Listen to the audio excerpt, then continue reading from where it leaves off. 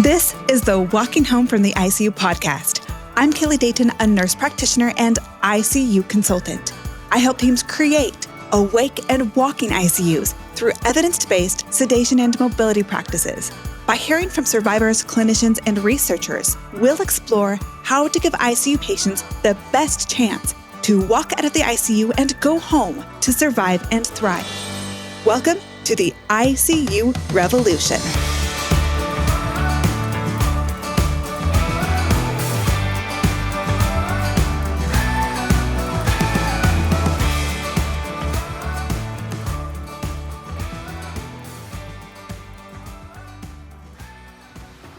Throughout this podcast, we have explored the reality that prolonged deep sedation causes traumatizing delirium with lifelong repercussions. Now we have heard intimate insight and revelations from research about post-ICU PTSD in the last 2 episodes. But is that enough? Have our perspectives, empathy, and compassion grown enough to change our practices? Do we yet talk to our patients before sedating them? Are we on the watchtower seeing the big picture to guide our decisions? Or are we still just trying to get through our shifts with as little hassle as possible? Are we still stuck in the delusion that prolonged deep sedation is sleep or remotely humane? When we joke about or praise our sedation practices, do we include the lifelong suffering we inflict as part of our humor? Have the cries of survivors trying to tell us that sedation is not sleep yet penetrated us? Have we woken up to the reality of sedation and delirium and allowed our patients to be awake so as to prevent the demolition of souls? On this episode, more survivors have been willing to be vulnerable and open with us. May their voices be enough to move and change us. The best instructors are those that have and continue to live it. After I was clinically diagnosed with PTSD following my period of critical illness, which was severe ARDS requiring ECMO treatment, I went through the following psychological therapies in order: counselling, CBT, and lastly EMDR for around 18 months. I used to go every week, but I would get so wound up in the days leading up to the appointments. Then I was emotionally exhausted for several days following the sessions that we had to change the latter EMDR appointments to every 2 weeks to give me some respite between sessions. I was only able to feel calmer and more relaxed, leading to better sleep and an easing of intrusive thoughts when I came out of that process, as the constant raking over of distressing memories and immersing myself in them just kept everything fresh in my mind, and I couldn't switch off from it. This is purely my own personal experience, and I seem to be in the minority as I mostly read about the success people have had with it. I'm always reluctant to talk about medication, as that is something that needs to be discussed with your doctor, but to aid with sleep, I was prescribed mirtazapine, or its other name, Remeron, for its sedative effect. It worked really well. In fact, it worked too well, as it would take me some hours after waking for my head to clear and be able to think straight. It can also lead to weight gain. When I stopped taking it, I lost more than 30 pounds within a couple of months. For around 6 or 7 years, it did the job with helping me sleep, but the side effects led me to stop taking it. As with anything, whether it's psychological therapy or medication, what works for one person may not work for the next. My PTSD is a result of the trauma I received in the ICU. Due to the conditions I was experiencing, the diagnoses I had, severe necrotizing pancreatitis, and my hallucinations and intrusions can all be tied to that. So I experience the physical hallucinations that mirror situations and sensory input from the ICU, and my nightmares and hallucinations are often identical or very similar to the nightmares or memories in which I experienced in the coma. So again, my PTSD is a direct result of, and has been diagnosed as such, as the experience I went through and the treatment for my critical illness. I do in vivo exposure work in mindfulness to try to attempt to manage them, but the symptoms have been intense ever since I left over 4 years ago. One particularly novel practice that my therapist has got me doing is she had me grow a beard. And so I use that as a part of a grounding technique to draw a line in the sand and figure out where and when I am.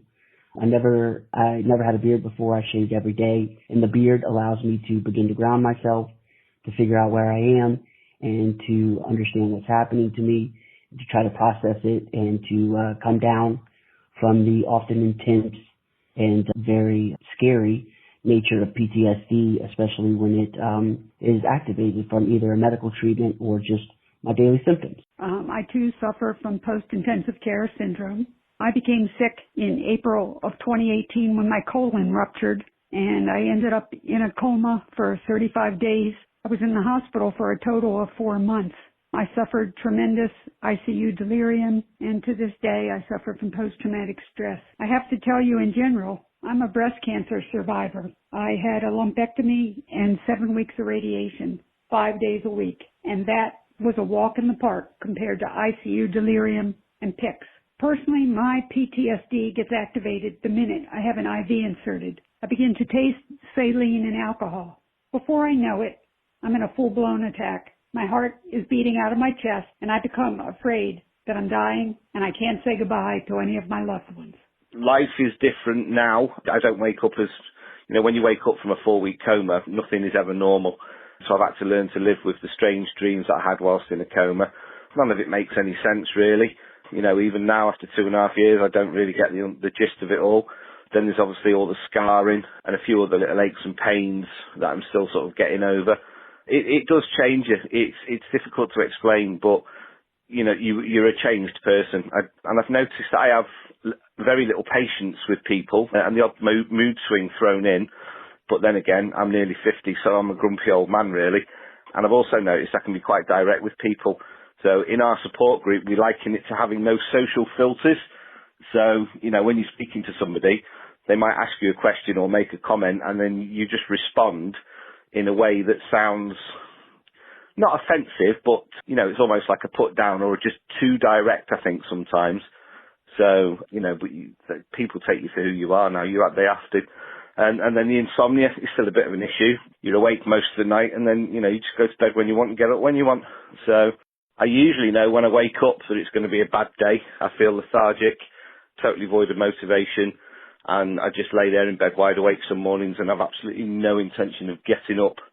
So, it's quite painful to sort of drag yourself out of bed, if you like. So, but we get there eventually. The impact on quality of life, it's not so bad anymore. 2.5 years post-coma now. I still suffer a bit, but in the early days I was a complete mess. I had serious insomnia, too scared to sleep in case I didn't wake up, which was a bad one. I would go to bed as late as possible, and then instead of laying down in bed, I would sort of sit up, hoping that I wouldn't fall asleep, and then just sheer exhaustion took over. So you would eventually fall asleep, and, that was most nights for me for a very long time. I was jumpy, angry, especially at the wife. Why she's still with me, I don't know. I had medical anxiety, which made hospital visits and appointments an absolute nightmare. For one round of tests in particular, they had to sedate me for it. It was that bad. I remember being in ICU right after they had taken the ventilator out, and I was conscious, but I still couldn't move my body. I remember my baby brother, ex-military sergeant, walked in, and he looked at me, and I could see the shock on his face at the way I looked. I had still 17 IVs hooked up to me. There was all beeping. I had ports in my neck and in both arms where they had done dialysis, where my kidneys had quit. I had a catheter in for the, urine output, had a feeding tube in, and I still couldn't move my hands. And I remember trying to speak, and it hurt to talk, and I started crying, and I said, "Bro, I don't want to die. It's not my time to die." When I have a new pain, that same feeling from the ICU comes back. I don't want to die. I just want it to feel like to die. Every time I go into a hospital, a doctor's office, or any type of medical facility, instantly I get that same fear as I had that day when I looked at my brother, and I started crying like, "Hey, it's not my time to die. I don't want to die." That has never left after all these years. If you've been listening to this podcast, you're likely convinced that sedation and mobility practices in the ICU need to change. The ICU community is facing incredible difficulty with the trauma from the pandemic, staffing crisis, and burnout. We cannot afford to continue practices that result in poor patient outcomes, more time in the ICU, higher healthcare costs, and greater workload for the ICU team. Yet the prospect of changing decades of beliefs, practices, and culture across all disciplines of the ICU is a daunting task. How does this transformation start? It can begin with a consultation with me to discuss your team's current practices, barriers, and to formulate a plan to help your ICU become an awake and walking ICU. I help teams master the ABCDEF bundle through education, consulting, simulation training, and bedside support. Let's work together to move your team into the future of evidence-based ICU care. Click the link in the show notes of this episode to find out more.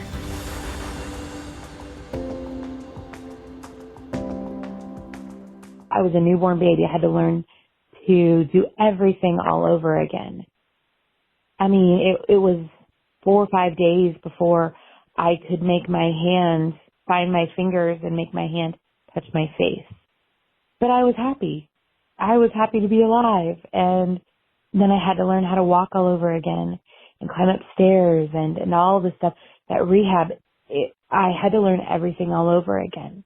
Nobody prepared me what to expect when I got home. I cannot wear a mask. I absolutely cannot wear a mask. And I've started seeing a therapist, and she said it's completely normal. Treatments that I'm doing, I just started seeing a therapist.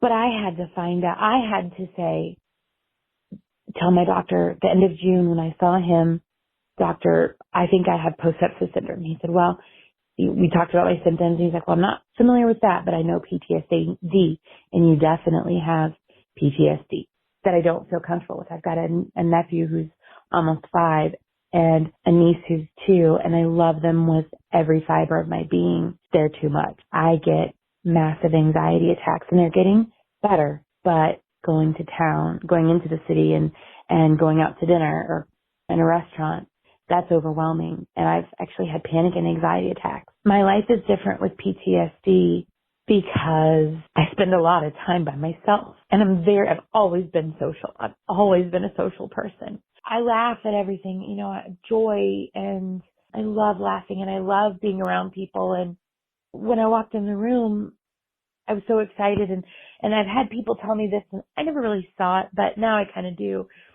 is that it kind of was noticed, whether I was laughing or talking or whatever. And if you were to see me now, I don't talk a lot in public. I don't even with my family. My family knows, and my really good friends, my best friends, they've all told me that I'm the same, I'm just different. I'm just not me. And that's the hard part, is that for me, I feel like I've lost myself, and my family and friends are so encouraging and wonderful. And they say, you're going to come back. This is just temporary. It's going to come back. But I feel like I can't be hopeful that I will come back, because what if I don't? In my case, I was never aware that I'd been hospitalized until a few days before I was released from the hospital after almost a month in a coma, with literally no information as to what had happened to me, what to expect post-ICU, and no mention of any cognitive deficit or PTSD post-ICU. I had no idea what had happened to me. I could either believe what my wife was telling me about sepsis and hospitalization, or I could believe what my very vivid memories of my delirium were telling me. In my delirium, I'd been sent to prison for 10 years, where I was hung from the ceiling and tortured daily. The torture included being run through with swords and genital mutilation. It took a few years before I was totally convinced that what had happened in my delirium wasn't real. When I got home, my speech was slurred. I couldn't recollect the names of most common objects. I had forgotten how to do such common tasks as brushing my teeth and tying my shoes. I completely quit communicating with the outside world or with anyone but my wife, and didn't leave my house for the first 5 years except for medical appointments and 2 surgeries to try and repair the damage that had been done to my shoulders while I was in restraints. Now the question was, answer the following questions. What caused your PTSD? The answer is, I don't really know what caused my PTSD, and I denied the diagnosis for years before being told by a neuropsychologist that whatever you experience in delirium is perceived as reality by your amygdala, and can therefore trigger PTSD, even though the perceived threat isn't real. What triggers my PTSD? Literally anything and everything can trigger my PTSD. And much of the time, I am not aware of what the trigger was. The longer I've had PTSD, it's been 11 years. I should have said that at the beginning. I'm 11 years post-PTSD, post-ICU, and I'm still suffering from at least as bad, for the PTSD and the memory issues, cognitive issues, as I was 10 years ago. In what way has this affected my post-ICU life? My life has completely changed post-ICU. I have been a professional musician for most of my life, and I can no longer work. Partly because of my cognitive deficit issues, and partly because of the physical damage that I did to myself while in restraint. And I kept hearing religious music, and I thought I was in a funeral home, and I kept thinking that I was going to be buried alive, and I couldn't speak and I couldn't move, and the fact was I had trach and I was paralyzed, and I thought they were going to bury me alive, and I kept thinking I just need to open my eyes. And so to this day, when I go into a store or anything and I hear religious music playing overhead, which has been almost 6 years later, I have to leave. I can't take it, and it'll trigger a panic attack. So before you push start on the pump, please consider all we have discussed throughout the past 52 episodes. Consider the psychological safety of your patients in that moment and for the rest of their lives. Please remember these testimonials when weighing the risk versus benefit to medically induced comas for your patients. Be sure that if we sedate, that it is absolutely essential and for the patient, not for us. Hi, my name is Mark, and I am an ICU survivor. I've wrote a poem that Callie wants me to read for you. My words won't always be laced with sweetness. Sometimes I must coat them in venom. Because if I pat you on the back, you won't hear them. I must get them into your system, make you fear them. Perception and reality not interchangeable. A voiceless person is not sitting quietly. That body lays before you is screaming in silence. So I must implore you, if you use sedation, it better not be for you, because you are taking away more than a voice if you do. You are putting them in prison and back to the fight. Delirium's no fun. If you had it, would change your life. So I ask you this, what would you want done if it was you? Would you want to be sent back for round 2?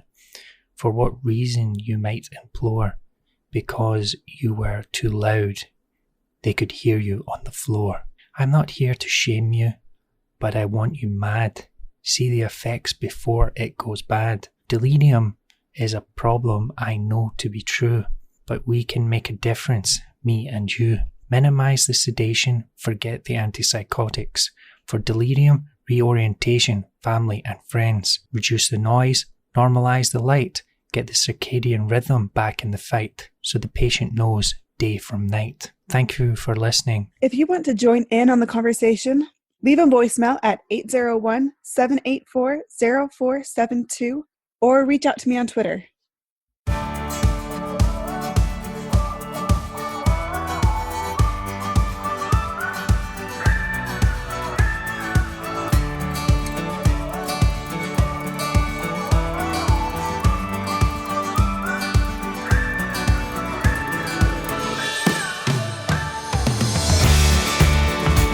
To schedule a consultation for your ICU, as well as find supportive resources such as the free ebook, case studies, episode citations, and transcripts, please check out the website www.daytonicuconsulting.com.